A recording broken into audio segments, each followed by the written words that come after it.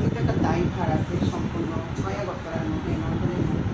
তো আমি বরাবর ছাতা নিয়ে 23 তারিখ সন্ধ্যার সময় একটা স্পেশাল ইনফরমেশনের ভিত্তিতে লঙ্কাপুরের বিএসএফ 5 জন লোককে আটক করে জিজ্ঞাসাবাদে জানতে পারা যায় তারা 5 জনই বাংলাদেশি। তারা অবৈধভাবে ভারতে প্রবেশ করেছে। তাদের বিরুদ্ধে আমরা স্পেসিফিক একটা মামলা নিয়েছি। কেস নাম্বার হল 102/2024 under section 61 clause 2 249B 143 clause 3 of BNSS and section 41 clause A and C foreigner act and 3 of IPP act অনুযায়ী আমরা একটা মামলা নিয়েছি। আজকে তাদেরকে আদালতে আমরা প্রেরণ করব পুলিশ রিমান্ড চেয়ে। আমরা জানার চেষ্টা করছি তারা কেন অবৈধভাবে বাংলাদেশে প্রবেশ করেছে এই বিষয়গুলি নিয়েছে। তাছাড়াও তাদেরকে যারা সহযোগিতা করেছে, যারা টাউটস, ইন্ডিয়ান টাউটস এবং বাংলাদেশ টাউটস আছে, এগুলিকে আমরা আইডেন্টিফাই করার জন্য। তারা কি কারণে এসেছে, কিভাবে এসেছে, কিছু তারা অবৈধভাবে কাঁটাতার ক্রস করে আমাদের ভারতে প্রবেশ করেছে বেআইনিভাবে।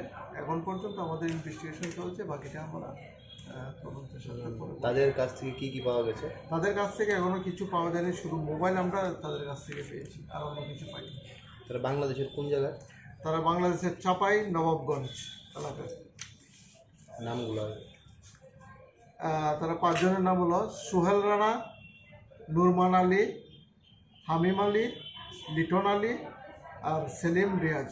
তারা 5 জনেই চাপাই নবাবগঞ্জ, রাজশাহী, বাংলাদেশের লোক।